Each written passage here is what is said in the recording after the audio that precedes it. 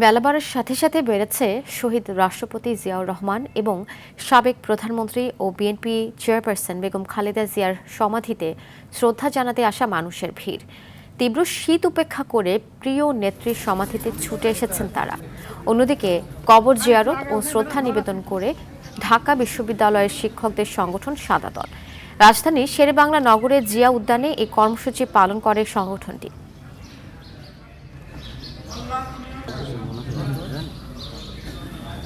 এশিয়ার অন্যতম একজন নেত্রী, উনি দেশের জন্য স্যাক্রিফাইস করেছেন, গণতন্ত্রের জন্য স্যাক্রিফাইস করেছেন।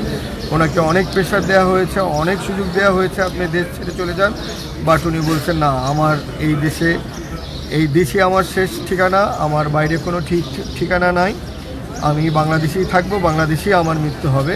উনি আল্লাহ ওনার সেই ইচ্ছা পূরণ করেছেন। আমরা ওনার আত্মার মাগফিরাত কামনা করি। দর্শক, বেগম খালেদা জিয়ার সমাধিস্থল রাজধানীর জিয়া উদ্যান থেকে সরাসরি যুক্ত হচ্ছেন সহকর্মী শামীম চৌধুরী।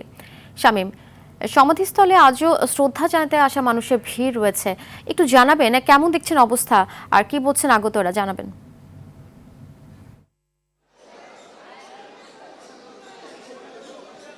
জি, আপনি জানেন যে এখন শীতের সময় হলেও কিন্তু সকাল থেকেই বেগম খালেদা জিয়ার কবরে শ্রদ্ধা জানাতে এবং তার কবর জিয়ারত করতে সাধারণ মানুষের পাশাপাশি নেতাকর্মীরা এখানে এসে ভিড় করেছেন। আমি যদি আপনাকে একটু কবরটা দেখাই, আপনি দেখবেন যে ফুলে ফুলে মুড়িয়ে দেওয়া হয়েছে বেগম খালেদা জিয়ার কবর। পাশাপাশি বেগম খালেদা জিয়ার স্বামী শহীদ রাষ্ট্রপতি জিয়াউর রহমানের কবর, সেটিও ফুলে ফুলে মুড়িয়ে দেওয়া হয়েছে।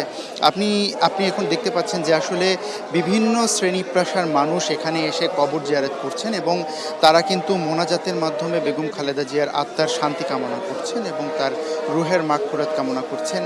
কিছুক্ষণ আগেই কিন্তু এখানে এসেছিল বিএনপির সহযোগী সংগঠন জাসাস, জাতীয়তাবাদী সামাজিক সাংস্কৃতিক সংস্থা, তাদের নেতৃবৃন্দরা এসে এখানে কিন্তু বেগম খালেদা জিয়াকে ফুলের শ্রদ্ধা জানিয়ে গেছেন, কবর জিয়ারত করে গেছেন এবং তারা মোনাজাত করে গেছেন। এর কিছুক্ষণ পরই এসেছিলেন গাজীপুর 2 আসনের বিএনপি মনোনীত প্রার্থী এম মঞ্জুরুল করিম রনি। তিনি এসেও কিন্তু বেগম খালেদা জিয়ার কবর জিয়ারত করে গেছেন, ফুলের শ্রদ্ধা জানিয়ে গেছেন এবং পাশাপাশি তিনি সাংবাদিকদের সঙ্গে কথা বলেছেন।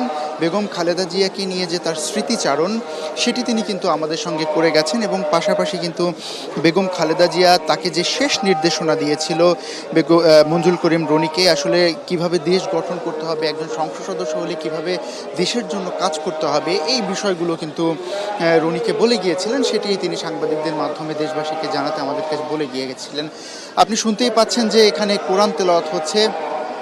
এই যে জিয়া উদ্যানে বেগম খালেদা জিয়ার কবর, তার পাশেই কিন্তু অস্থায়ীভাবে একটা চৌকি করা হয়েছে, সেখানে বসে কিন্তু দিন রাত কোরআন তেলাওয়াত করছেন সবাই। অনেকেই কোরআন তেলাওয়াত করছেন এবং বেগম খালেদা জিয়ার রুহের আত্মার মাগফিরাত কামনা করছেন।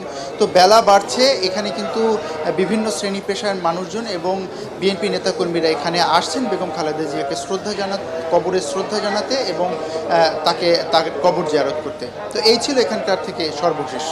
ধন্যবাদ আপনাকে।